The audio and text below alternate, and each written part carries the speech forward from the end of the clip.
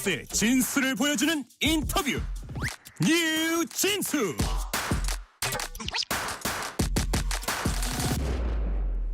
윤석열 대통령 탄핵 심판과 수사와 관련해서 국민의힘은 기본적으로 윤 대통령 측 입장과 보조를 맞추고 있는 모양새입니다. 서부지법 폭동과 관련해서 폭력은 엄단해야 한다는 점을 분명히 하면서도 강성 지지층 행보를 어떻게 평가할지, 또 전체 보수층 지지는 어떻게 모아나갈지에 대해선 국민의힘의 속내가 복잡해 보입니다. 국민의힘의 젊은 정치인 비상대책위원 맡고 계신 김용태 의원 나오셨습니다. 김용태 의원님 어서 오세요. 네, 안녕하세요. 경기 포천시 가평군 김용태입니다. 자, 김용태 의원님이 나오시니까 그냥 스튜디오가 환해졌습니다. 감사합니다. 서울 서부지법 폭동 사태 이후에 강성 보수 지지층에 대한 우려 목소리가 많이 나옵니다.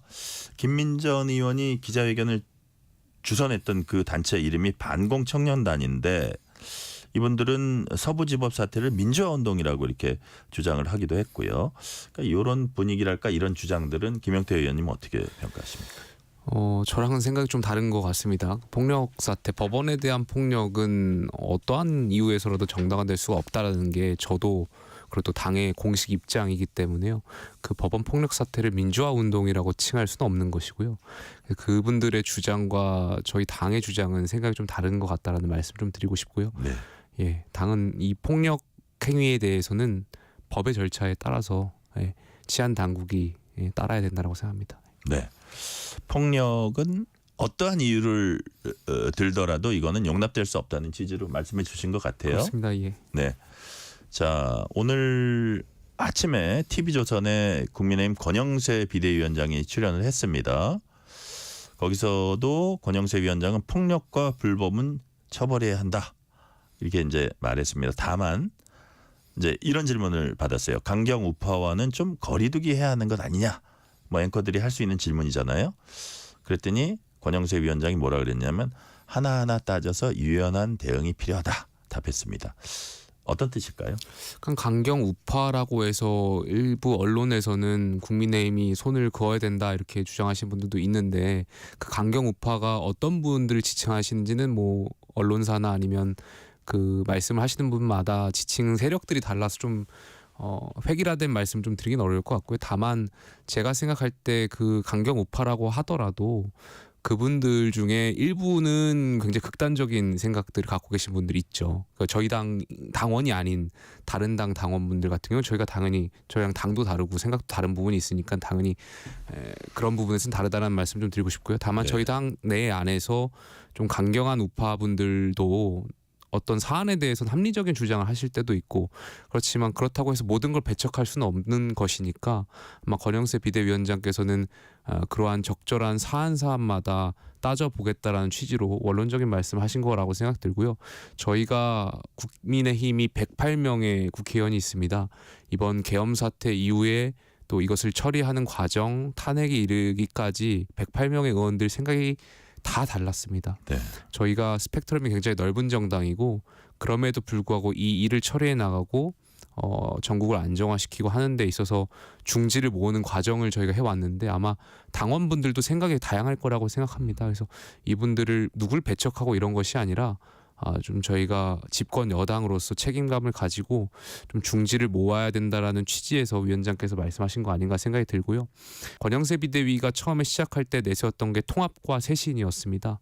두 가지가 언뜻 보면은 상충될 것 같기도 하고요. 통합하고 쇄신을 어떻게 같이 하지 이렇게 비판적으로 보시는 분들도 있지만 어쨌든 저희가 지난 12월 3일 비상계엄에 대해서는 잘못된 그 극단적인 정치를 군대로 해결하려고 했던 극단적인 방법에 대해서는 다시 한번 반성을 해야 되고 그러한 지점에 있어서 앞으로 집권 여당으로서 이것을 어떻게 처리해 나갈 것인가 그리고 사태를 규명하고 원인을 해결하는 데 있어서 당연히 쇄신책을 내놔야 된다라고 생각하고 있고요. 그 쇄신책의 방향도 108명의 의원들이 다 생각이 다를 겁니다. 그것을 모으고 하는 게 또 통합이니까요. 그 비대위 역할이 좀 중요하다고 생각합니다. 네.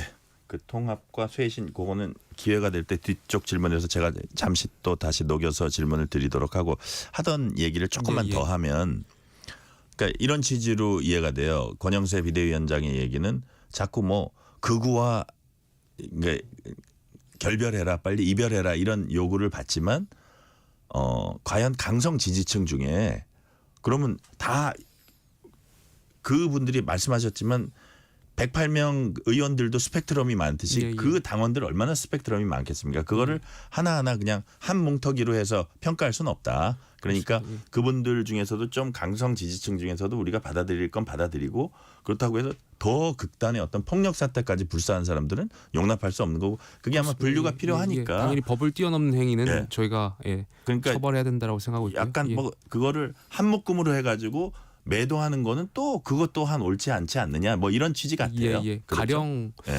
요즘 또 이제 대통령께서 헌법재판소 나오셔서 변론하는 거나 이런 거 보면은 결국엔 선거관리 의혹에 대한 이야기들을 안 할 수가 없는 것 같고 특히 예. 저희 지지층의 상당수 분들이 또 선거관리 의혹에 대한 문제를 제기하고 있고 그렇다 보니까 이제 일부에서는 그런 문제 제기를 하시는 분들을 결별해야 된다라는 취지로 말씀하시는 분들도 있어요. 제가 이런 말씀 드릴 때마다 또 어떤 언론에서는 부정선거론자로 막 보는데 저는 절대 그 부정선거를 믿지 않고요. 다만 제가 이 말씀을 왜 해드리냐면 저희 지지층 중에 상당수가 이제 그 문제 제기를 하고 있다 보니까 그동안 정당으로서 이분들이 문제 제기하는 거에 대해서 의혹을 하나하나씩 제기해 주시면 정당이 또 혹은 선관위가 나서서 그 의혹 A에 대해서는 다른 그 사실이 그게 아니다 해명을 해 주시고 B에 대해서는 그게 사실이 아니다 하나씩 점검해 나가고 설득하시면 저는 그 의혹을 제기하시는 분들도 충분히 본인들이 생각이 잘못됐었구나 본인이 알고 있었던 증거라고 하는 것들이 사실과 다르구나 그러면 충분히 저희 당의 입장과 함께 가실 수 있다고 생각하고 있거든요. 그래서 네. 여당이라면 그런 선거관리 의혹을 제기하시는 분들에 대해서 설득하는 과정들이 굉장히 중요하고 저는 그 과정이 소통이라고 생각해요. 근데 그분들을 뭐 조롱하거나 비아냥거리거나 희화하거나 이렇게 되면 사실 이분들이 헌법재판소에서 어떤 결정을 하든지 결정을 혹 만약에 정말 인용이 된다고 했을 때 인용에 대한 결과를 이분들이 받아들이실까 하는 그런 우려가 있고 그때 네. 정말 사실상 심리적인 내전 상태로 빠지는 거기 때문에 굉장히 위험한 상황이라고 생각되거든요. 이분들이 헌재가 기각하든 인용하든 어떤 결정을 내든지 받아들이는 것이 굉장히 중요하고 그 받아들이는 과정들이 선행되려면 결국에 정치라는 것이 소통하는 거잖아요. 설득하는 것이고 우리 당 지지자 중에 때론 강성 발언을 하시는 분들도 있을 수 있고 또 보편적인 생각과 좀 다른 그런 일각에서 음모론이라고도 하고 의혹이라고도 하는 그런 제기하시는 분들을 그게 사실이 아니다라는 것을 보여드리고 설득하는 그것도 과정. 공당의 임무다. 예, 저는 그것도 비대위가 해야 된다는 생각합니다. 그것이 통합에 대한 역할이라고 생각합니다. 부정선거론을 믿냐 안 믿냐와는 관계없이 그게 그 책임 있는 공당이라면 그런 것에 대한 의구심은 해소시켜. 다시 한번 말씀드리면 저는 믿지 않습니다. 그러니까요. 해소시켜주는 거는 또 공당의 임무기도 하다. 자, 과연 뭐 국민의힘이 이런 세력과 뭐 결별해야 되냐 마냐 이거는 이제 아주 고도의 어떤 그 정치적인 결정이 필요할 거예요. 왜냐하면 그분들이 다 어떤 분인지 정확히 한 묶음으로 알 수는 없으니까요. 그래서 근데 그럼에도 불구하고 지난 12월 초에 의원님 그 비상계엄 직후에 국민의힘에서 보수 괴멸되는 거 아니야 이런 그 목소리가 좀 나왔습니다. 근데 지금 상황은 또 그게 뭐 반대편의 약간 실책도 포함이 될 수 있겠지만 강경 우파를 기반으로 한 보수 결집이 이루어지고 있다. 이런 평가도 또 나오고 있잖아요. 자, 그렇다면 그런 강성 보수가 견인한 보수 결집이 중도로의 확장성을 가질 수 있을까요? 좀 다른 이야기인 것 같은데 결과적으로는 일반적으로 말씀드리면 지지층을 기반으로 해서 중도에 누가 마음을 얻느냐가 차기 있을지 모르는 정권 재창출의 핵심 방정식인 거잖아요. 결국엔 중도층의 마음을 누가 얻느냐의 싸움인 것 같은데 그 또 전제는 결과적으로는 또 지지층들의 선택이 당연히 전제되어 있어야 되는 것이고 그러다 보니까 지지층의 어떤 결집을 기반으로 해서 중도로 확장할 수 있는 가능성을 보여주는 정당이 수권 정당으로 나아갈 수 있다라는 일반적인 이야기인데 지금 상황이 굉장히 특수한 상황이다 보니까 말 그대로 비상 상황이다 보니까 많은 저희 당을 걱정해 주시는 분들께서 여러 가지 이제 해법들을 내놓고 계신 것 같아요. 다만 이제 비대위는 헌법재판소의 지금 시간인 거고 헌재가 어떤 결정을 내릴지 저희가 미리 예단하고 뭔가 움직이기가 그런 좀 어려운 측면이 있기 때문에 뭐 두 가지 다 결정에 대해서 준비는 해야 되겠지만 지금은 헌법재판소의 결정을 기다려야 되는 시간이라고 생각합니다. 자, 그 얘기를 딱 듣고 보니까 오늘 아침에 그 권영세 비대위원장 방송하는 걸 제가 직접 봤거든요. 어디 그 나온 기사를 본 게 아니라 봤더니 자, 그럼 뭐 혹시도 있을지 모르는 조기 대선 준비하십니까? 그랬더니 대답이 뭔지 아세요? 뭘 준비하지 아십니까? 않고 있습니다. 예, 예. 왜냐하면 이 탄핵 심판이 어떻게 나올지도 모르고 사실 예, 예. 정치권에서 그건 어떻게 보면 좀 현실적이진 않는데 예, 예. 그렇지만 이런 입장을 얘기하고 싶은 것 같아요. 이거는 지금 그 공수처 수사가 부당하다고 하고 있고 뭐 여러 가지 과정 법적 논란도 있고 이쪽에서 문제 제기도 하고 있고 탄핵 심판 결론도 안 나오는데 결론 난 것처럼 가는 분위기도 여당은 좀 견제를 해야 되고 이러다 예, 보니까 있을지 모르는 조기 대선도 준비하지 않고 있대요. 예, 뭐 예. 준비하지 않고 있다는 게 맞을 수도 있는데 예, 예. 자, 그렇다면 지금 제가 오프닝 멘트에서도 얘기했듯이 좀 이제 국민의힘 여당의 입장이 대통령 변호인단에서 나오는 입장하고 비슷한 게 많거든요. 예. 이런 것들은 이제 또 비대위원이시기도 하시니까 이제 지도부 회의 쭉 보실 텐데 당분간 좀 계속될 것 같습니까? 어떻습니까?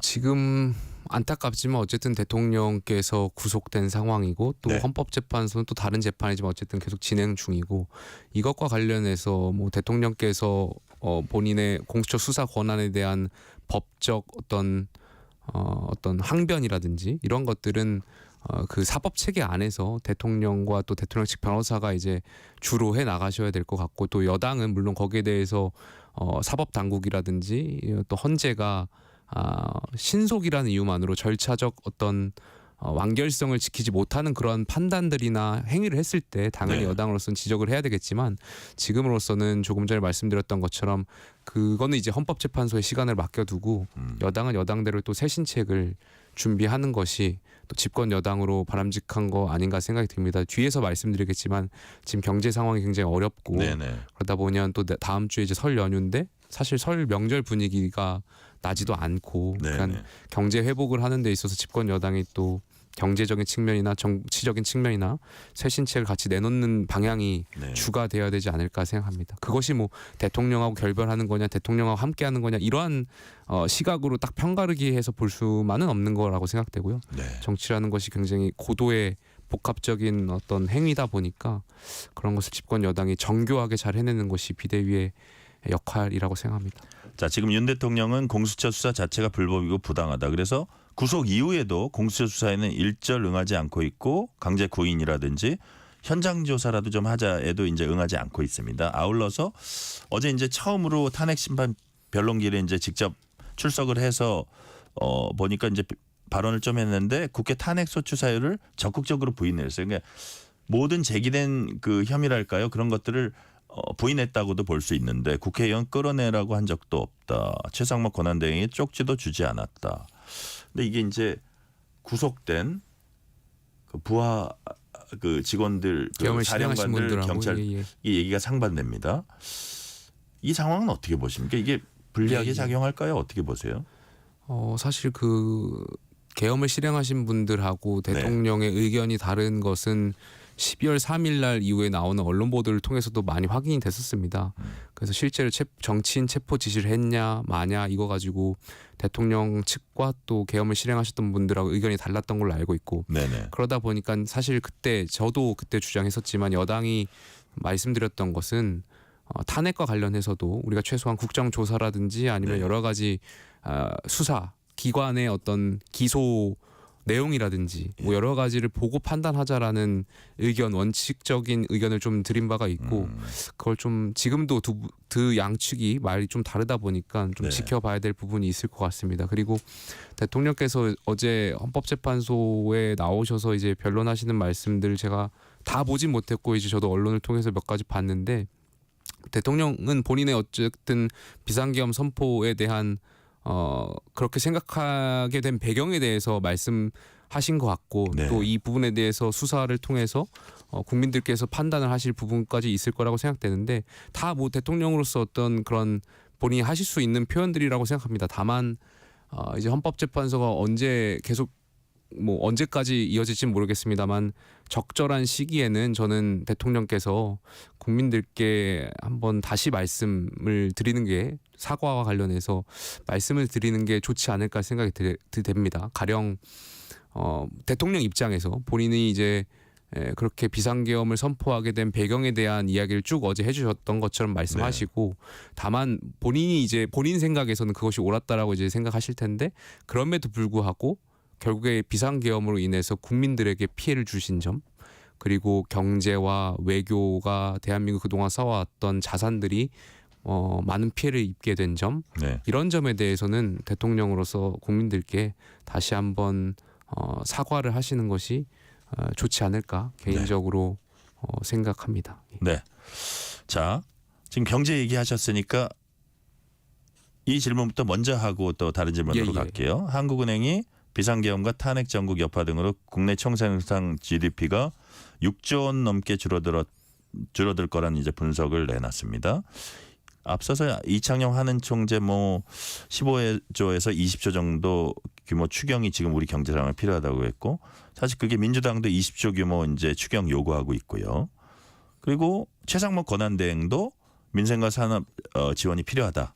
추경 필요성 이제 얘기하고 국회와 논의할 수 있다 이렇게 얘기했거든요.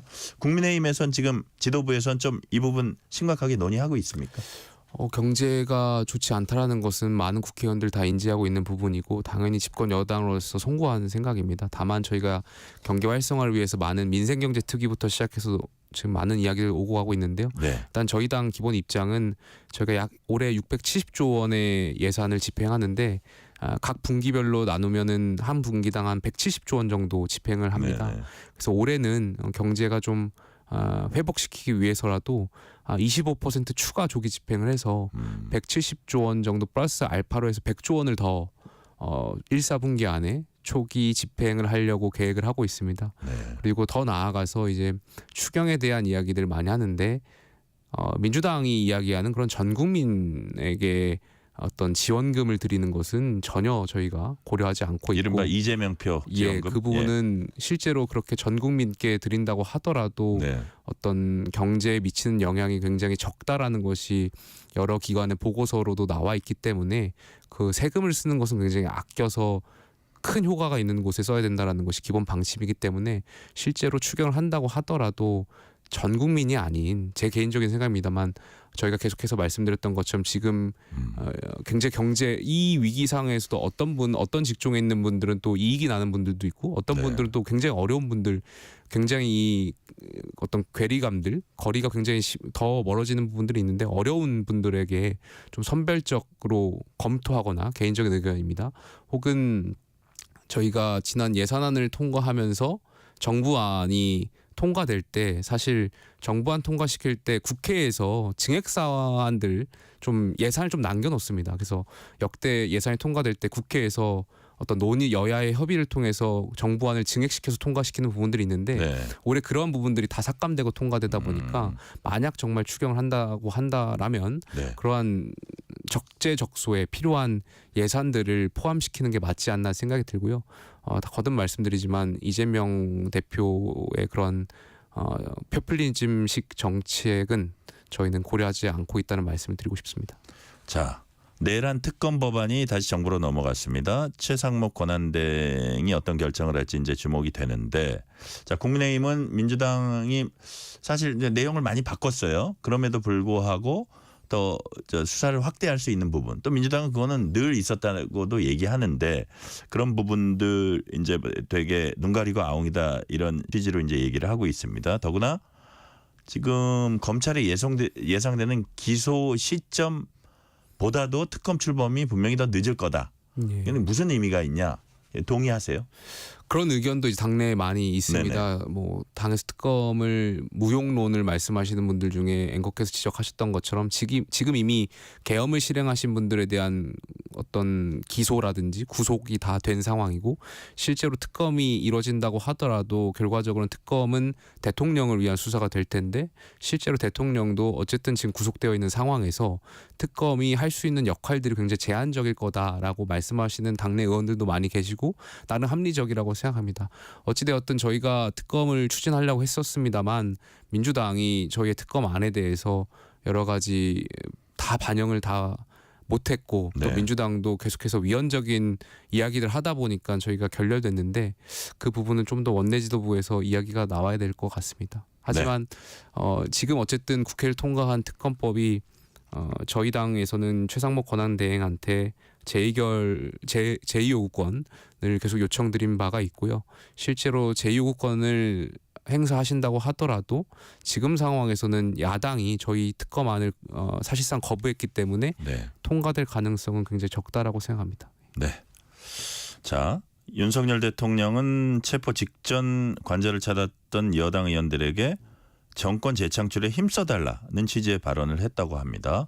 사실 뭐 윤 대통령의 어떤 계엄선포 이후에 지금 전국이 이렇게 돼서 조기 대선이 뭐 치러지니 많이 그런 상황이잖아요. 근데 그 상황에서 윤 대통령이 이런 얘기를 왜 했을까?